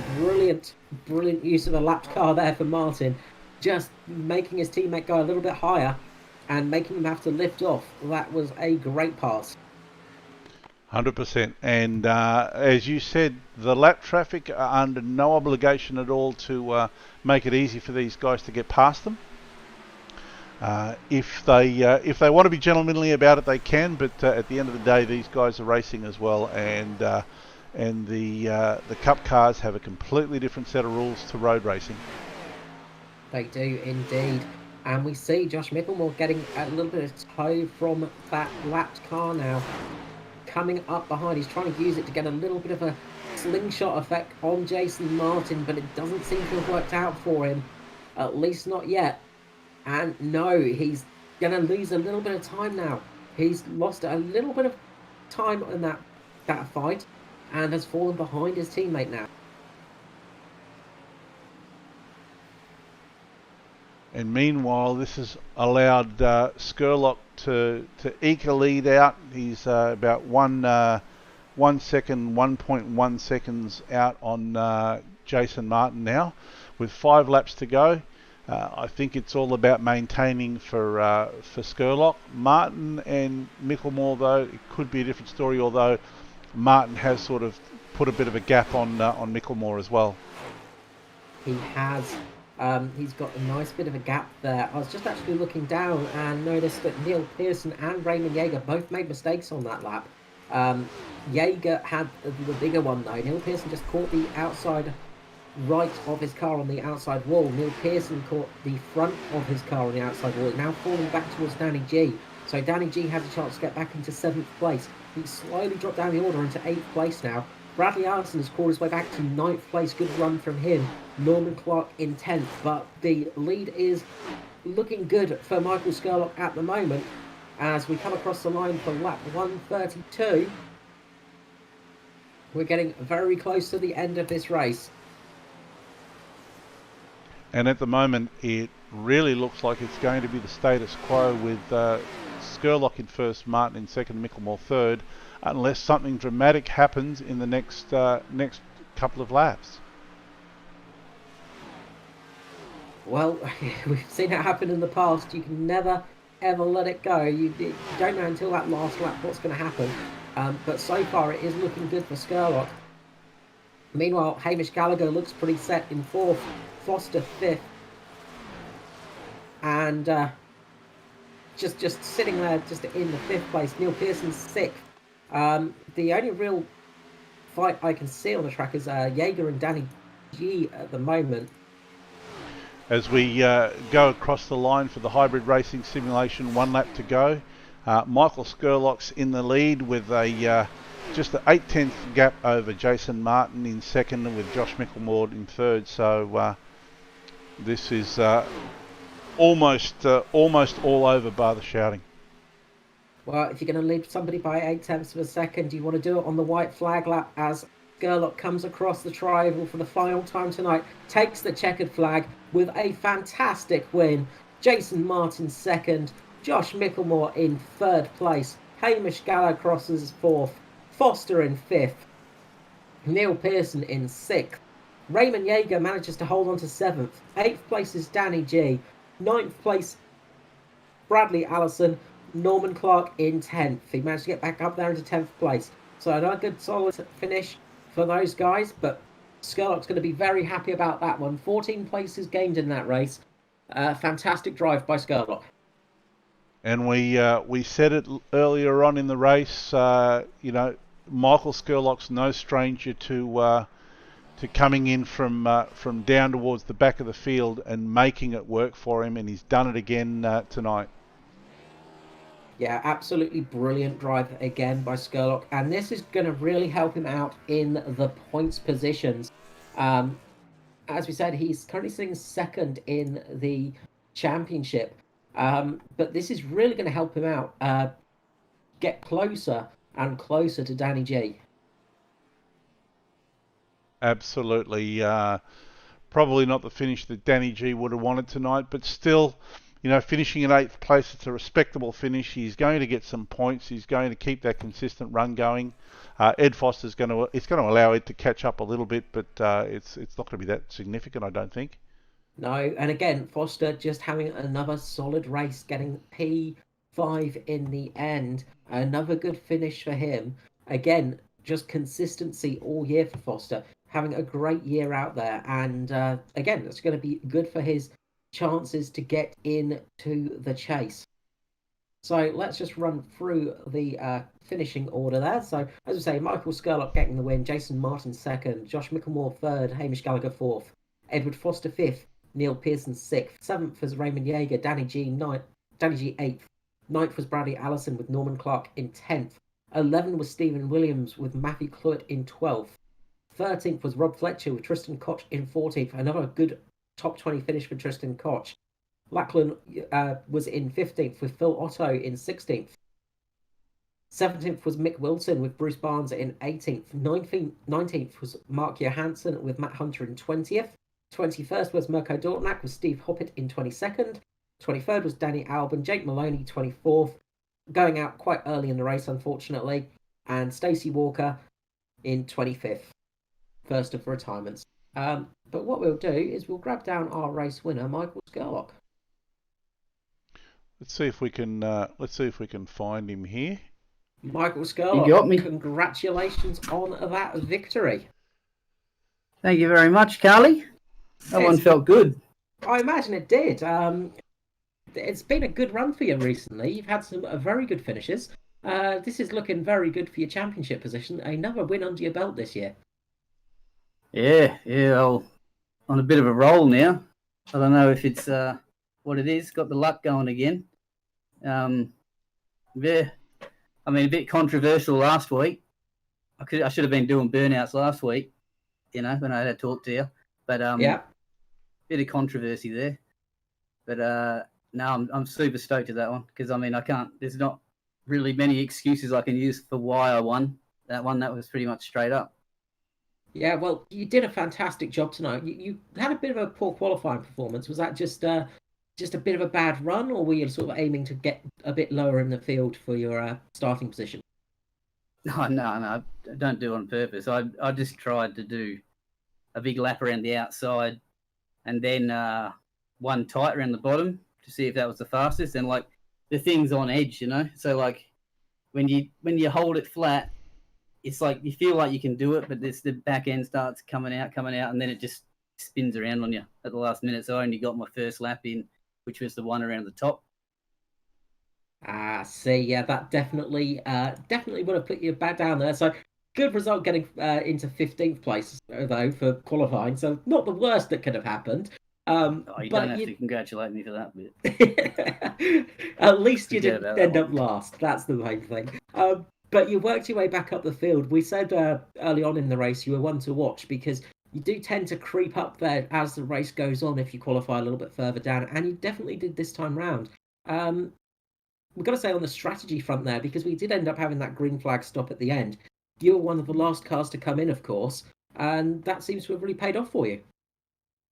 Yeah, for once. Normally I normally go early to try and undercut, but no, it's just a state of circumstance really, because I just got around Hamish, and I had a feeling he was going to dive in the pits as soon as I passed him, and then I didn't want to, when someone's right behind you, you don't want to be trying to go into the pits, so I just went another lap just because I didn't want to cause a big pile up on the pit lane.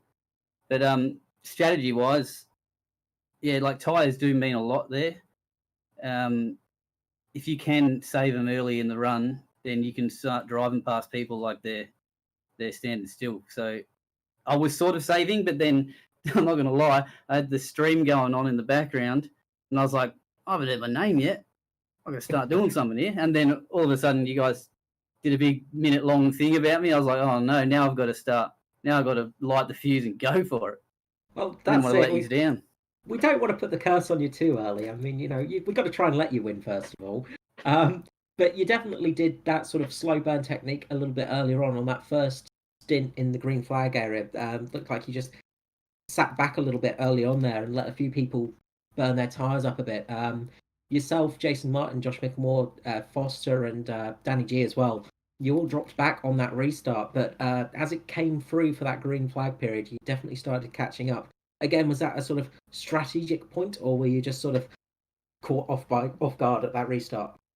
Yeah, no, it was. I was sitting there just because. I mean, you can throw it down the bottom. You can try these crazy moves on people, but like I'm not a fan of it. I tried to do that the other day actually, and I actually turned someone, and I don't like it. Don't like feeling like a douche. So I just sit there and wait for my opportunities really. And I knew that if I wait, the more I waited, the more the tyres are fresh. So, you know what I mean? Works hand in hand. Like a praying mantis, you just sit there and wait and finally jump on the prey when it most matters. And you definitely did that tonight, getting that fantastic win. JP, anything to ask? Like a tiger, mate. Like a tiger, not a praying mantis. Sure thing. We'll let you say like a tiger, I guess. I'll give you that one. Mick, JP here. How are you, mate? Yeah, good, bud. Congratulations on tonight's win. Thanks, mate. Appreciate it. Well done, mate. We sort of gave you raps there towards the middle of the race, saying you're the one to look out for when you're down sort of the back of the pack. You just slowly make your way through, and you didn't disappoint. Yeah, thanks, mate. Yeah, that's the bit I heard. That's why I was like, oh no, I've got to go do something. You don't want to make me look bad. Yeah, I didn't want to crash or anything. But yeah, that's the thing. Like 90% of these races are learn how to get to the end so you can win. Like it's hard to even get there. So like I'm with a new team now, and I'm trying to stress it's just survival is all that matters until the bit at the end, really. So there's a strategy around trying to get there, but unfortunately, a bit of bad luck for Danny there, and well, Jimmy wasn't here, but Jimmy's had some bad luck in the past as well. But yeah, now that everyone's learning, we're all getting better. Well done, mate, 100%. So, anyone you want to send some shout-outs to before we let you go? Yeah, I've got these things written down now. Yeah, first off, obviously, Pace Syndicate. It's a new team I'm on. Loving it. Worm Paints, Blip Clothing, Simfinity, and Race Wire, which is written on the car there. There's more, but I can't find them on the bloody thing. Yeah, they're the main ones anyway. yeah, and just shout out to everybody that comes and joins in, because otherwise we wouldn't be doing it. And everyone puts the league on. Ed, Matty Hunter, Danny G, and you guys for putting on the show, boys. Thank you very much. You're always welcome. Oh, wait, and keep your chin on the rim. Cheers so much, Scarlock. We will catch you again, I'm sure. Another great win for yourself. Bye-bye. All right, thanks, boys. Catch up. Scarlock there for the Pace Syndicate team. Yeah, it's been paying off this season for himself. He's been going well. So next up, we'll bring up Jason Martin for Mitch Motorsport. Another strong finish, second place there. Congratulations, Jason Martin. Oh, yeah, thanks, mate. That was a bit of looks like a little bit of a rough one out there for you. You had a very good early lead, and then it seemed to drop off a little bit in the middle, and you had to really fight your way back up to the front.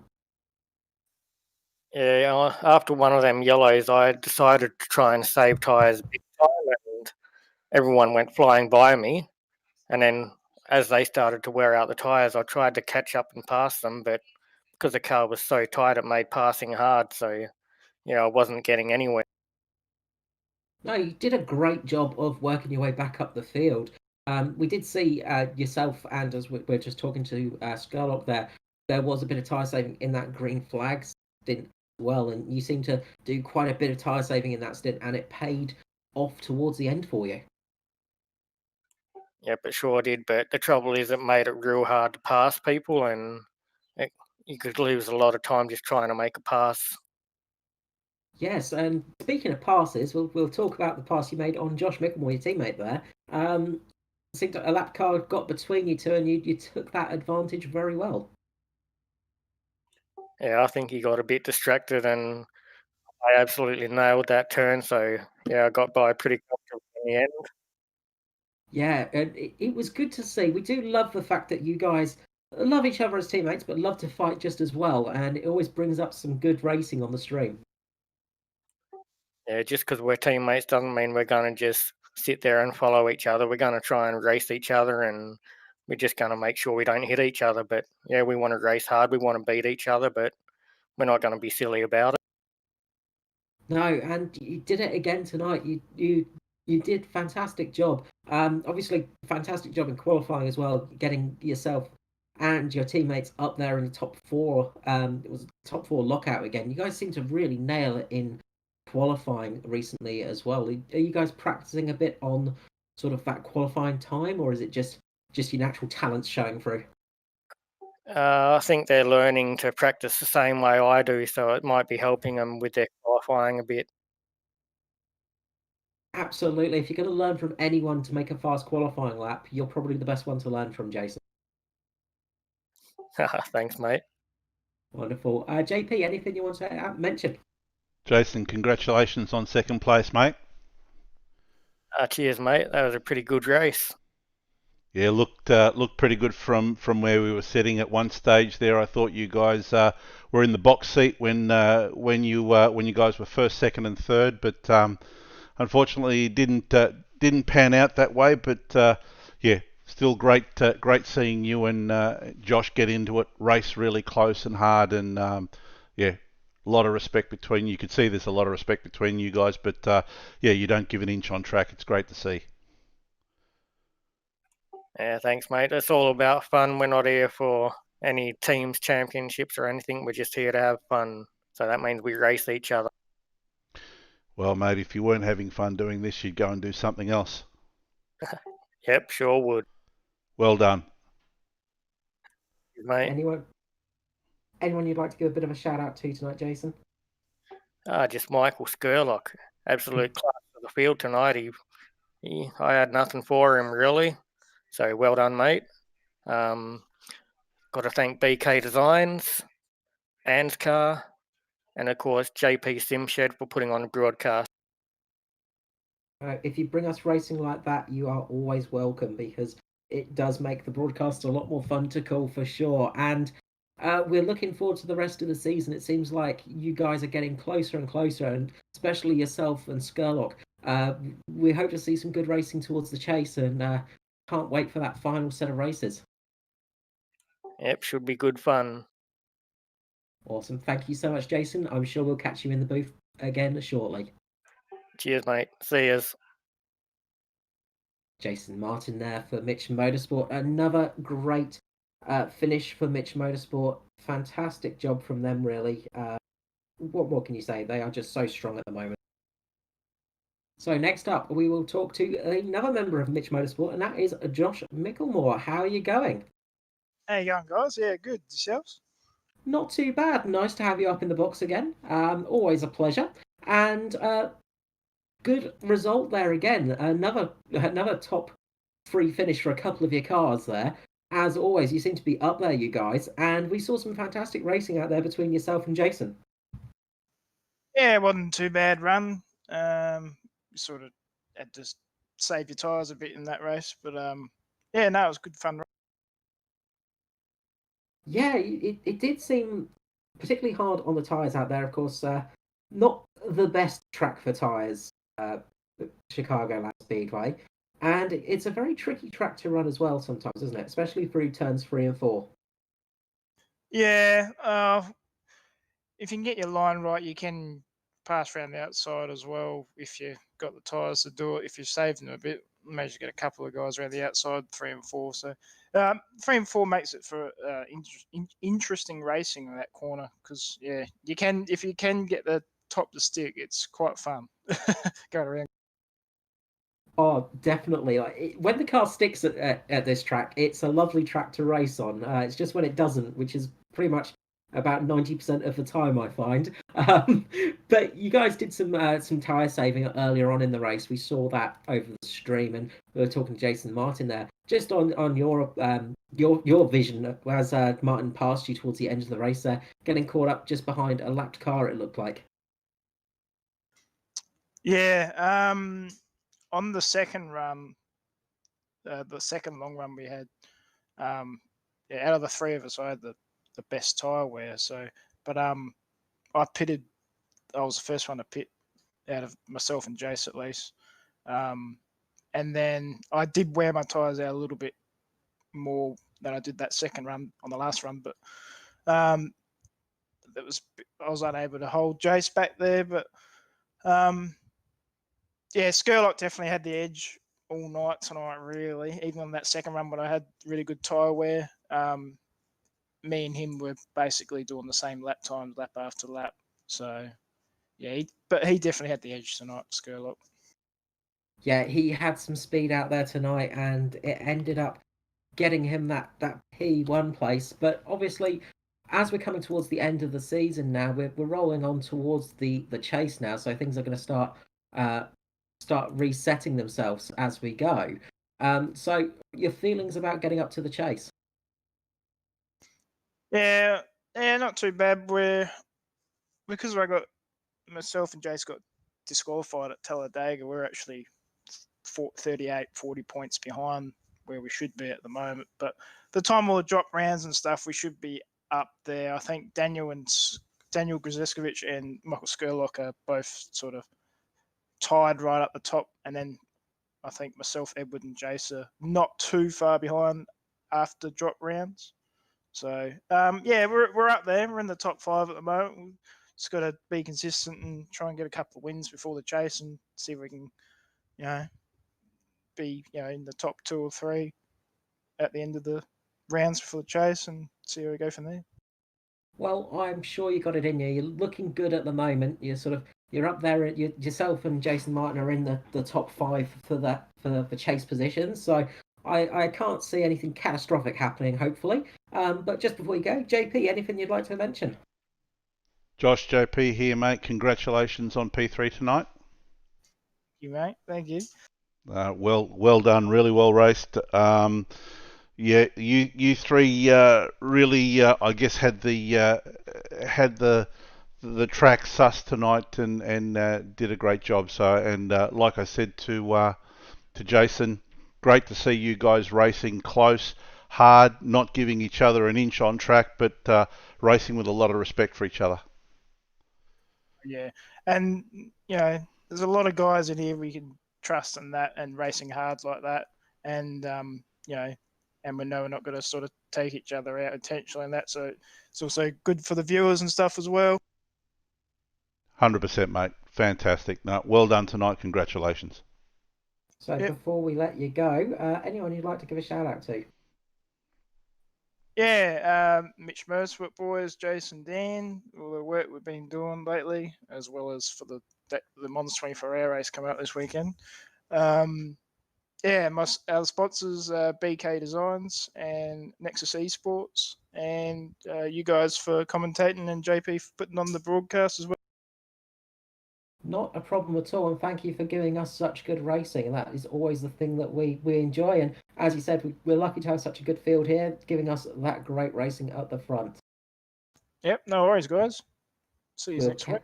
We'll catch you again soon, hopefully next week. Good luck at Le Mans, by the way. Yeah, thank you. See ya. Josh Mickelmore there for Mitch Motorsport, P3, and just going to mention quickly Hamish Gallagher, brilliant run as well, getting up there into 4th place in the end. Again, that's going to help his chances getting into the chase. He's just sitting there sort of in 6th place at the moment, and he's been having some great finishes, and that run was a fantastic run. 20 positions gained in that race. Brilliant job for Hamish Gallagher. Absolutely. So, we'll be finishing up here, really. Very good race there tonight. It was what we always like to see. Thank you for joining me up in the booth again, JP.